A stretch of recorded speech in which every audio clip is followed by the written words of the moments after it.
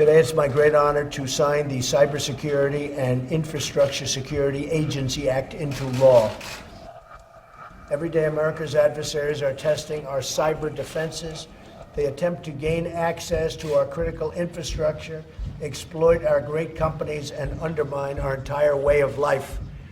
And we can't let that happen. This vital legislation will establish a new agency within the Department of Homeland Security to lead the federal government's civilian response to these cyber threats against our nation. We've had many, many threats against our nation. Cyber is going to be the newest form, and the threats have taken place, and we've been doing a pretty good in knocking them out, but now this will make us, I think, much more effective. The men and women of the new Cybersecurity and Infrastructure Security Agency will be on the front lines of our cyber defense. They will partner with the private sector and all levels of government to defend America's power grids, banks, telecommunications, and other critical parts of our economy. The cyber battle space evolves, and it is evolving, and unfortunately faster than a lot of people want to talk about, but battle space it is. So as the cyber battle space evolves, this new agency will ensure that we confront the full range of threats from nation states, cyber criminals, and other malicious actors, of which there are many. A new article in the New York Times suggests a massive cyber attack is on the horizon, and many systems worldwide are just simply not prepared for it. In the article, an IDT cybersecurity expert says that his system was attacked with stolen weapons that were designed by the National Security Agency. These hackers, we heard in the New York Times story that they got a hold of weapons that were created by the NSA. First of all, how would hackers get a hold of those? Well, in this case, these weapons were, these exploits were released by a group called the Shadow Brokers. No one's quite sure who they are. I think there's a good amount of consensus that they're probably a Russian-related group. There is a possibility that is an insider or a mole, possibly a former official at NSA. No one is really sure. There's probably a lot of work, as you can imagine, going on in the intelligence community to find out how these things were released. But of course, the reality for all of us is the genie is out of the bottle. These things are on the street, and criminals and other groups have access to them now. But when we're in an incident, this is where we would manage an incident, and we do that collaboratively because the federal government is just, we can't do it alone. Talking about a powerful electromagnetic pulse that they say could knock out entire cities in the U.S. It seems to me the stakes have gotten higher when this is not just a hydrogen bomb, which is massive enough, scary enough, but when you walk through this, what exactly is an EMP? It's the burst of radiation when a nuclear weapon is detonated above the Earth. No blast felt on Earth, but the electromagnetic fields still reach the surface. And the bottom line is that the aim of this is to knock out power in much of the U.S. And the claim from experts is that outages could last for months, affecting hospitals, emergency services, food, and water.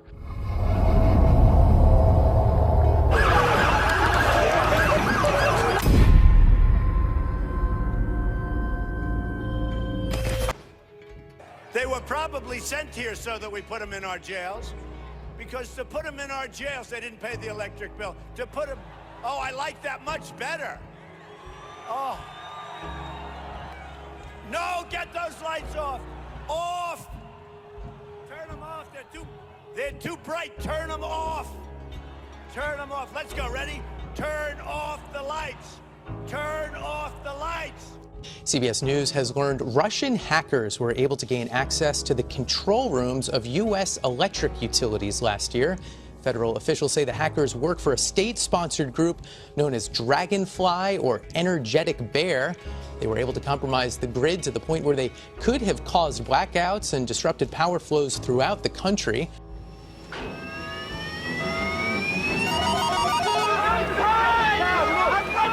Unless we make decisions now, within 5 years, our electricity will start to run out. Growing concern over whether the U.S. is actually prepared to respond if our power grid is compromised, to cybersecurity expert Morgan Wright. Morgan, ironically, I think where I read is that one of the good things we have going for us is our grid is so old, it might be it might not be smart enough to be compromised. Yeah, look, all you have to do, Charles, is watch a natural disaster, and you'll see that our power grid is still fragile. We're doing a lot better at protecting it, but that's the problem. You know, it's kind of the analogy of saying, well, I can go 2 rounds with Mike Tyson back in the day. Yeah, well, you still can't go 15. We've got to be able to go that full 15 rounds and survive a direct attack. Look, Russia's been using Ukraine as their punching bag for a lot of years, so our lessons we need to learn are from watching what they're doing in Ukraine right now. Yeah, I remember it wasn't long ago when we had a major power outage in the Northeast that was caused by a small incident in Canada. So it stands to reason we're extraordinarily vulnerable, and we've been vulnerable for a long time. Why don't we fix this? Look, you know, if you look at the patchwork that is called the energy grid, I mean, it is a collection of a lot of different things, a lot of different power stations, a lot of different technologies. They're transitioning, trying to make things more network-oriented, trying to beef up their cybersecurity, but that brings its own problems because now we're trying to connect older systems to network technology, and that's one of the flaws that they took advantage of in the Ukraine attack. They attacked these cables that connected the power systems to the computer networks and physically damaged them. So yeah, there's a lot of work we still have to do on this, Charles, but the biggest thing you're talking about is that recovery piece. We know we're going to get attacked. The question is, how fast can we reconstitute and recover our energy? Because if you want to go after a nation, as Deidre was saying, another thing, it's a maximum war. Go after their power, go after their water, and you can bring a nation to its knees. Think about what happens if the electric grid were to go down. No more power in your home, hospitals, airports, banks, ATMs, satellites, telecoms. The list is endless. U.S. intelligence believes hackers are already inside the grid with hundreds of thousands of probes and attacks every single day. The lights went out on Donald Trump, literally. I have a full faith in our intelligence agencies. Whoops, they just turned off the light. That must be the intelligence agencies. There it goes. Okay. You guys okay? You see? There it is again. That is not a transformer malfunction. That is an electromagnetic pulse. It affects everything electrical for miles and miles, and it is happening again. This is what caused everything in the first place. Don't you see that? And it is going to send us back to the Stone Age. Turn off the lights! Turn off the lights! The chanting worked. Too much light, not enough light. Nothing to do but make light of it. I have a full faith in our intelligence agencies.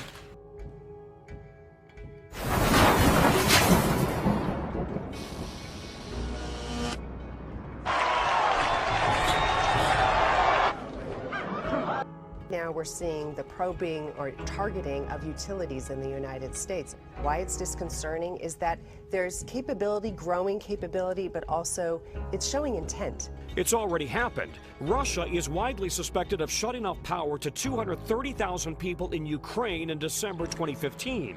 Now, a Russian operation called Dragonfly targets the U.S. The warning went out late Friday by email from the FBI and the Department of Homeland Security. And as you say, it is being called a rare public warning by those groups. The attacks are by a sophisticated set of actors, not clear exactly who's behind this, and they began in May. Here's what we know about which specific sectors are being targeted. And as you say, it's a very long list here, starting with nuclear, energy, aviation, water, and critical manufacturing, all being targeted by this mysterious hacking group that the government says has been active for several months and has penetrated some of those networks. What do we know about who is behind this?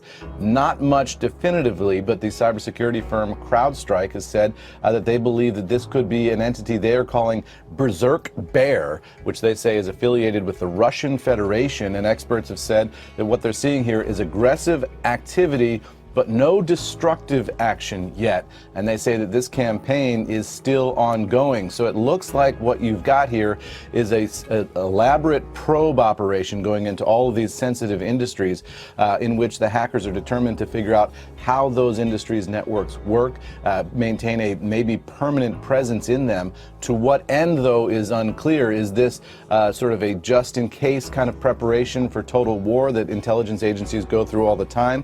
Or is this the precursor to some more subtle, more narrow attack that could happen in the near future.